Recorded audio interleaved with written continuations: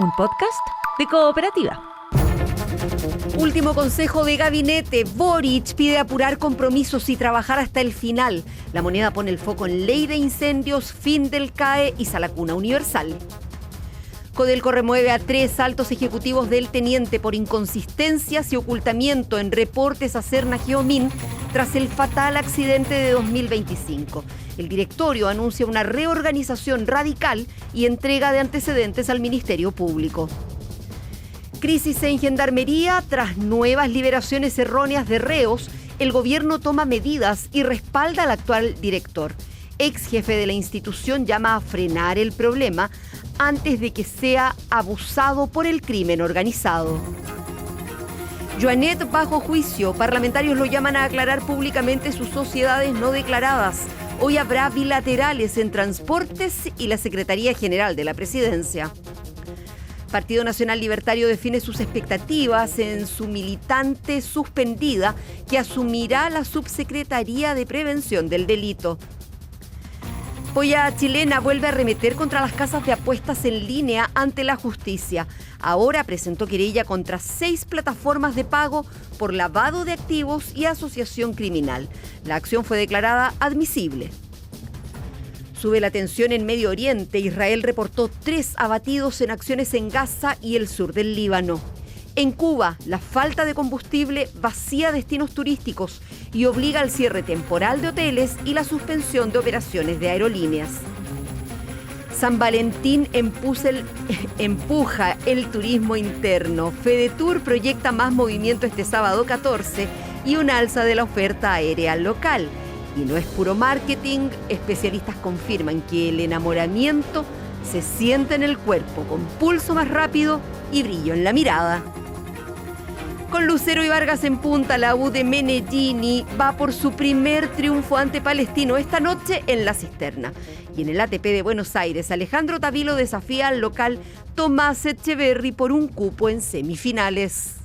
Estás escuchando el podcast de El Diario de Cooperativa. Una presentación de cooperativapodcast.cl. Partamos hablando de la crisis en Gendarmería. 2 liberaciones por error de reos, una en Santiago y otra en Viña del Mar. Las 2 esta semana vuelven a poner sobre la mesa negligencias en la institución. El gobierno se refirió a las medidas que se han tomado. Un exdirector de Gendarmería llama a resolver el problema antes de que el crimen organizado tome las vulnerabilidades del sistema. Juan Cristóbal Cható, buenas tardes. Buenas tardes. Sí, porque 2 nuevos casos de liberaciones erróneas de reos en menos de 24 horas se ponen la mira en Gendarmería y tiene en alerta a las autoridades de gobierno. Se trata de 2 reos, uno en Santiago que usurpó la identidad de otra persona que sí tenía que ser liberada para así burlar el sistema y salir sin autorización del Centro de Justicia, y otro caso en Viña del Mar, donde se liberó un reo que quedó con una fianza de 500.000 pesos a pesar de que nunca pagó el monto establecido por el tribunal. Con esto son 8 los casos de reos liberados de forma errónea en los últimos meses, marcando un fenómeno complejo en plena crisis penitenciaria marcada por récords históricos de población penal y la proliferación del crimen organizado transnacional en nuestro país y en particular dentro de las cárceles, hecho que ha llevado a medidas como esfuerzos por modernizar Gendarmería y la propuesta del gobierno para que la institución pase a depender del Ministerio de Seguridad Pública. Actualmente está en manos de la cartera de Justicia. Hay acciones que también se tomaron por estos casos más recientes, en particular los comentó el ministro de Justicia, Jaime Gajardo.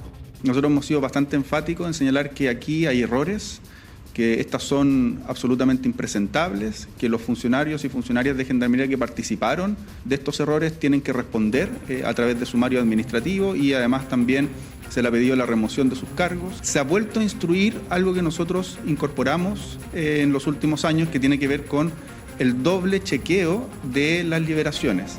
Es decir, no solo el funcionario que está o en el tribunal o en el recinto penal tiene que chequear que se cumplen todos los requisitos, sino que tiene que haber un superior jerárquico que haga este doble chequeo. Por lo mismo, se pidió que esta instrucción se volviera a realizar a lo largo de todo el país, y por lo mismo también le pedimos a aquellos altos mandos que se encontraban de vacaciones que retornaran para que se desplegaran en todo el país.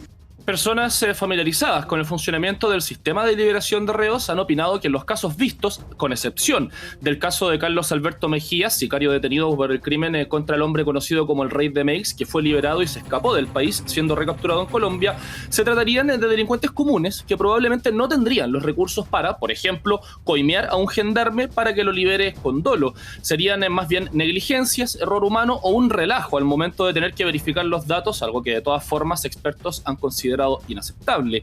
Para el exdirector de Gendarmería, Cristian Alvear, es un fenómeno que hay que frenar lo antes posible, antes de que se convierta en un mecanismo que pueda ser abusado por el crimen organizado, lo que convertiría esto en una crisis mucho más compleja. Estamos a puertas de, porque esto claramente el crimen organizado lo ve. O sea, si esto ocurre, bueno, aprovechémoslo, porque son vulnerabilidades. Y eso es lo que hay que entender, el crimen organizado aprovecha cualquier vulnerabilidad, cualquier fragilidad que presenten las instituciones del Estado. Entonces, claramente aquí estamos colocando sobre la mesa un antecedente que da cuenta que es urgente hoy día solucionarlo, porque si no mañana no va a salir un NN de la cárcel, va a salir un sujeto que tiene una alta condena, que lidera una organización criminal, y claramente eso va a arrastrar mucho mayor responsabilidad. En esa línea, los hechos de los últimos días fueron denunciados ante la Fiscalía Nacional para que se lleven a cabo investigaciones y así esclarecer si hubo algún dolo detrás de las más recientes, liberaciones erróneas. Juan Cristóbal Cható con el reporte en medio de la crisis que atraviesa Gendarmería en nuestro país. Gracias, buenas tardes. Buenas tardes.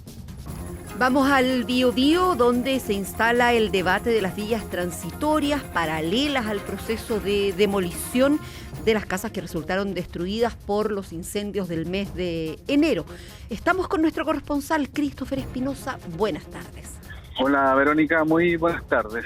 Sí, se instala en la zona de catástrofe, particularmente en Penco, el debate de las villas transitorias, estas especies de grandes aldeas que pretenden ser instaladas de manera paralela a la demolición y así acotar al máximo posible los plazos para entregar una solución definitiva de vivienda a todas las familias damnificadas por los incendios forestales.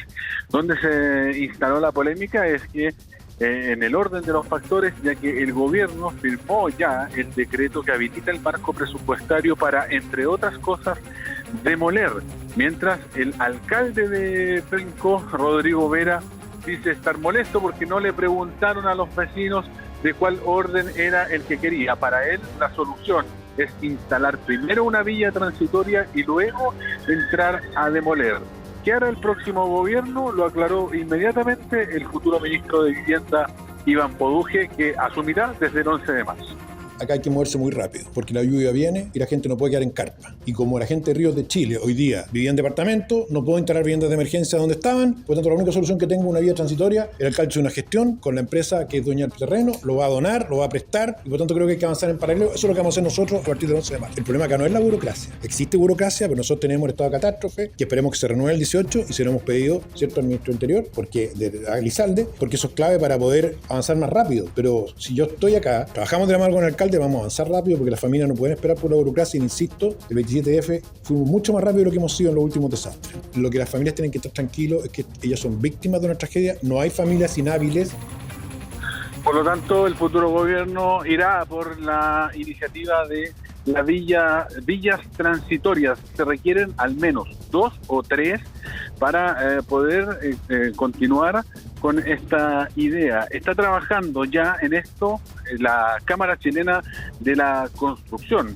Ellos han dicho de que la instalación de villas transitorias es factible, por lo menos en la zona arrasada por los incendios forestales, y la coordinación de las empresas han entregado como donación el estudio de cabida necesario para habilitar villas transitorias. También han dicho que, según lo que han podido levantar, las empresas asociadas a la Cámara Chilena de la Construcción tienen la capacidad de construir 2.500 viviendas de emergencia en un mes, si es que el terreno y los recursos están disponibles. Así lo revela el presidente de la Cámara Chilena de la Construcción en Concepción, Jorge Coloma.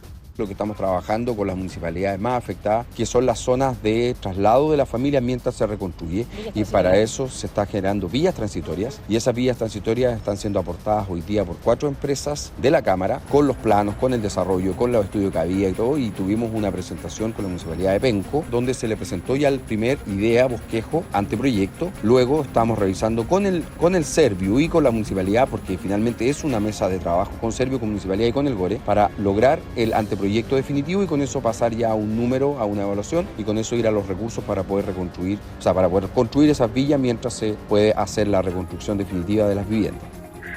La realidad en Penco, Lierquén, obliga a hablar de villas transitorias porque hay quebradas, son cerros donde están instaladas las viviendas y se requiere despejar allí para pensar en una solución definitiva. Otra realidad es lo que ocurre en Punta de Parra, en Tomé. Lo explica el alcalde de Tomé, Ítalo Cáceres. Hasta la fecha llevamos cerca de 83 viviendas de emergencia instaladas en la localidad de Punta Parra. Y eso también lo hemos dicho en reiteradas ocasiones, obviamente la preocupación de poder instalar la mayor cantidad de casas de emergencia de aquí antes que llegue el invierno, nuestro compromiso de que a marzo. Llevamos cerca de 83 casas de emergencia instaladas, más los 178 familias que optaron por el bolsillo electrónico. Ya con el catastro que tenemos de la ficha 2, que es la casa definitiva. Buenas noticias para el sector de Punta Parra, ya por parte del Servio hicimos el primer avance de instalación de 14 familias que van a optar por la casa definitiva, que van a partir la última semana de febrero. Ese es un anuncio relevante, Verónica. Ya a fines de febrero comienzan a procesarse las primeras soluciones habitacionales definitivas. Serán en Punta de Parra. Hay 14 familias que cumplen con todos los requisitos para que así ocurra. Y tendremos la información cuando suceda contigo, por supuesto, Christopher Espinosa. Gracias, buenas tardes. Buenas tardes. Revisemos el balance policial de la jornada, sepamos de homicidios frustrados en Maipú, otro consumado en la comuna de Puente Alto, de un violento turbazo a una familia en Independencia también. Cristiana Burto, buenas tardes. Sí, Verónica, buenas tardes. Un homicidio consumado y uno frustrado se registró en la comuna de Maipú. Esto fue específicamente en la intersección de San José con 4 Poniente, lugar en el que 2 hombres fueron baleados en la vía pública por un sujeto que los habría asaltado y luego les disparó en al menos 5 oportunidades. El sujeto habría llegado encapuchado hasta el sitio del suceso, intimidó a las víctimas para sustraerles sus celulares y también distintas especies, pero antes de darse a la fuga efectuó disparos en varias ocasiones. Un afectado resultó baleado en su mano izquierda y el otro recibió 2 impactos, uno a la altura del tórax y el segundo le rozó en un costado del cuello y producto de la gravedad de la lesión falleció en el hospital El Carmen. Hasta aquel centro asistencial fueron trasladadas ambas víctimas y el sobreviviente del ataque continúa internado sin riesgo vital. Más antecedentes de este caso los entrega el capitán de Carabineros Sebastián Lobovsky, comisario de la 25ª Comisaría de Maipú. 2 personas adultas, ambos con antecedentes penales, transitaban por el lugar, fueron abordados por una persona con vestimenta oscuras, encapuchado, prevenido al parecer con un arma de fuego, que en primera instancia los intimida para sustraer sus especies, un teléfono celular que mantenía una de las víctimas. Posterior a ello, y antes de darse la fuga del lugar, efectúa múltiples disparos, hiriendo a las 2 personas afectadas, uno de ellos en el antebrazo del costado izquierdo y a la otra persona a la altura del tórax, que producto de ello falleció en el hospital El Carmen. Si bien este suceso es investigado como un robo con homicidio, aún no se descarta la hipótesis del ajuste de cuenta, puesto que ambas víctimas cuentan con antecedentes penales. Para esclarecer los hechos y dar con el paradero del atacante, se dispuso el trabajo del ABOCAR y del OS9 de Carabineros. En un hecho paralelo, esta vez en la comuna de Puente Alto, se registró un cuádruple homicidio frustrado por ataque con arma de fuego. Las víctimas corresponden a 2 ciudadanos venezolanos y 2 chilenos, y uno de ellos es un menor de 16 años. El suceso ocurrió en la población Padre Hurtado, cuando un grupo de personas que se encontraba compartiendo en la vía pública y allí son abordados por desconocidos que dispararon en reiteradas ocasiones contra este grupo, para posteriormente darse a la fuga en dirección desconocida. Más detalles sobre este suceso los dice el inspector Kevin Rojas, de la Brigada de Homicidios Sur de la Policía de Investigaciones. Respecto a las víctimas, 2 de estas corresponden a ciudadanos chilenos, un adulto y un menor de edad, ambos se encuentran fuera de riesgo vital, mientras que las otras 2 víctimas corresponden a ciudadanos de nacionalidad venezolana, ambos adultos y también se encuentran fuera de riesgo vital. En relación a las circunstancias del hecho, Conforme a las indagatorias se ha logrado establecer que estos habrían suscitado al interior de la población Padre Hurtado en la comuna de Puente Alto. Sin embargo, aún continuamos con diligencias pendientes. Las víctimas del ataque fueron trasladados hasta el hospital Sotero del Río y todos se encuentran allí pero sin riesgo vital, por lo que para investigar este caso se instruyó a la Brigada de Homicidios Sur de la Policía de Investigaciones y así también para poder dar con el paradero de los atacantes. En otra información policial, ocurrió un turbazo en la comuna de Independencia, en la intersección de Ecuador con Reina María. Allí se generó un violento robo donde entre 10 a 20 individuos ingresaron armados a un domicilio en el que sustrajeron diferentes especies, además de una camioneta. Los sujetos llegaron en al menos 4 vehículos vestidos con chaquetas azules similares a las de la Policía de Investigaciones y premonidos con armas de fuego. Intimidaron a las víctimas, golpeando incluso al dueño de casa, solicitaban dinero en efectivo y también distintas especies al grupo familiar afectado, para posteriormente darse a la fuga con los artículos robados en dirección desconocida. Los detalles de esta situación los dice el subcomisario Gabriel Valdés, de la Brigada Investigadora de Robo Sur. La Fiscalía Regional Metropolitana Centro Norte solicitó a esta Brigada de Robo Sur realizar primeras diligencias en la comuna de Independencia por el delito de robo con intimidación. En este lugar ingresaron aproximadamente 10 sujetos, todos premonidos con armas de fuego, solicitando dinero y especies a este grupo familiar, sustrayendo especies sumados a un vehículo motorizado, específicamente una camioneta. Sobre este caso, la Brigada Investigadora de Robo Sur de la Policía de Investigaciones es la encargada de realizar las diligencias, tanto en el sitio del suceso como en otros lugares de interés. Esto con el fin de esclarecer los hechos, recuperar por supuesto también las especies robadas y dar con el paradero de estos entre 10 a 20 sujetos que cometieron este delito, Verónica. Cristiana Burto con el reporte policial. Gracias, buenas tardes.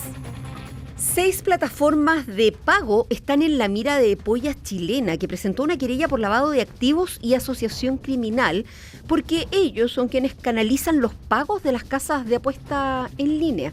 Gonzalo Aguirre, buenas tardes. ¿Qué tal? Muy buenas tardes. Los proveedores de servicios para procesamiento de pagos se convierten en elementos esenciales para el adecuado funcionamiento de estas casas de apuesta en línea, pues a través de estos prestadores de servicios es que finalmente esas casas de apuestas canalizan los pagos que reciben y que transfieren a los ganadores de las respectivas apuestas, de tal manera que no pueden existir sin ellos. Es parte de lo que se plantea en la querella de Polla Chilena de beneficencia presentada esta semana en contra de 6 procesadoras de pago en una nueva arremetida contra las casas de apuestas en línea. La acción apunta en contra de los representantes legales de ALPS, Nuvei, Pronto Pago, Kushki, Pagador y Kipu, además de quienes resulten responsables de los delitos de lavado de activos y asociación criminal.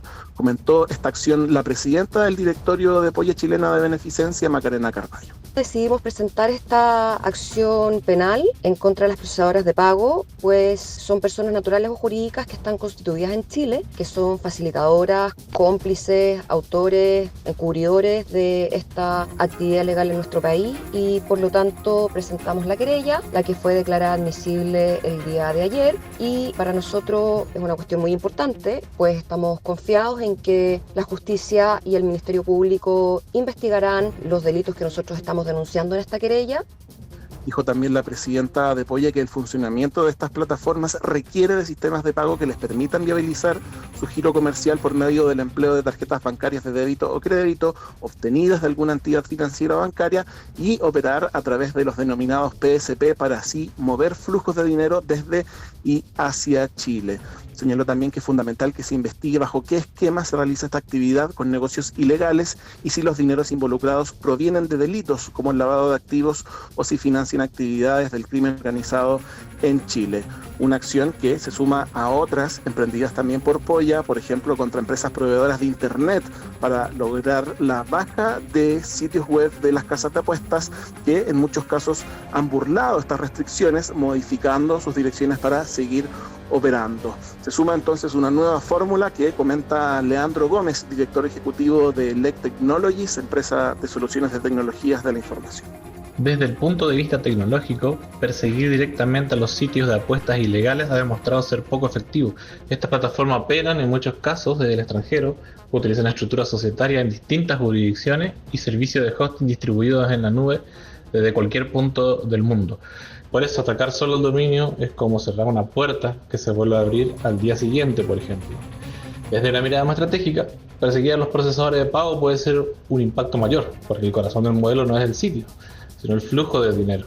Si se limita el acceso al sistema financiero local, se afecta directamente la operación independientemente de cuántas veces cambie el dominio.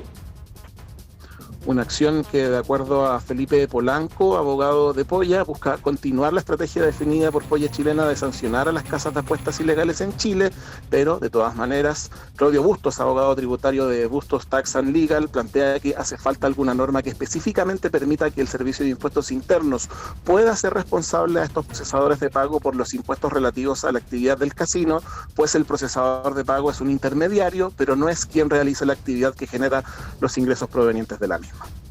Un tema del que vamos a seguir hablando seguramente en los próximos días también.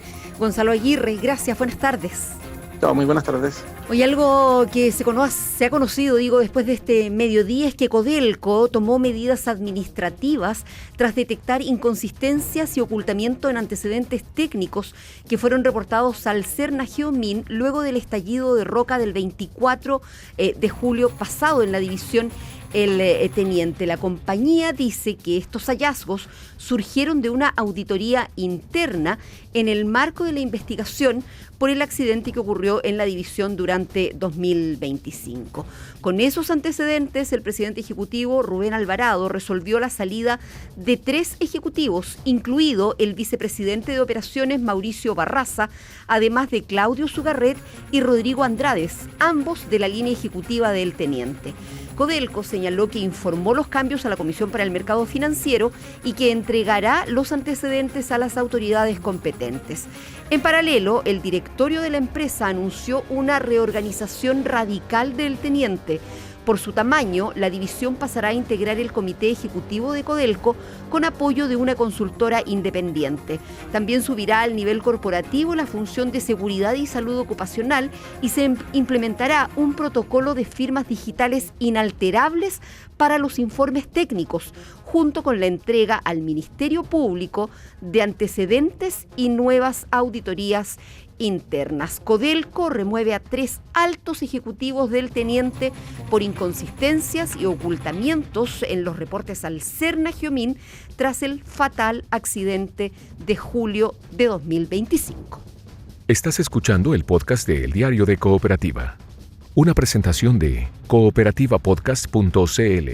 Momento de abrir la página política del Diario de Cooperativa. Ante el silencio en la oficina del presidente electo, la OPE, parlamentarios exigen que el nominado subsecretario de Seguridad, Andrés Joanet, aclare la situación de sus sociedades comerciales. La futura subsecretaria de Prevención del Delito también conoce las expectativas que hay en su sector respecto de su nombramiento.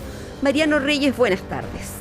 ¿Cómo estás, Verónica? Muy buenas tardes. Se trata de la cartera que promete ser el gran eje del gobierno del presidente José Antonio Kast, el Ministerio de Seguridad, que ha tenido una instalación algo turbulenta, partiendo por la definición a último minuto de Trinidad Steinert como ministra, luego el control de las expectativas y hoy la controversia apunta al nominado subsecretario de Seguridad Pública Andrés Joanet, a raíz de sus sociedades aún vigentes con empresarios investigados por la justicia. Si bien desde la oficina del presidente electo ha trascendido que su nominación sigue vigente, parlamentarios hacen el llamado a que sea el propio Joanet el que aclare su situación. Hoy también se le consultó al gobierno saliente, quienes evitaron opinar sobre el fondo, pero desprendiendo un estándar de probidad que se autoimpuso el gobierno entrante. Hablan el diputado Jorge Guzmán de Bópoli y la vocera de Palacio, la ministra Camila Vallejo. Es muy importante que el futuro subsecretario aclare sus vínculos comerciales y societarios. Sus futuras responsabilidades son tan relevantes y sensibles que es sumamente importante que no queden dudas respecto a la idoneidad del futuro subsecretario, principalmente en cuanto a transparencia, independencia y eventuales conflictos de intereses. Son ellos los que han comprometido transparencia en esta materia, transparencia y probidad. No nos corresponde a nosotros estar opinando sobre aquello. Bueno, y hay otra crítica que se desprende. ¿Por qué Andrés Joanet no declaró estas sociedades en su rendición de patrimonios e intereses? Desde su entorno aseguran que esas sociedades no iniciaron actividades, pero desde el Consejo de la Transparencia tienen otra opinión. Dicen que si no están disueltas formalmente, debieron haber sido declaradas. El exministro Jorge Burgos, quien participó en el movimiento Amarillos hasta el año pasado, afirmó que si es que el presidente electo decide remover a Joanet, eso significaría que no se aguantó la presión de las bancadas.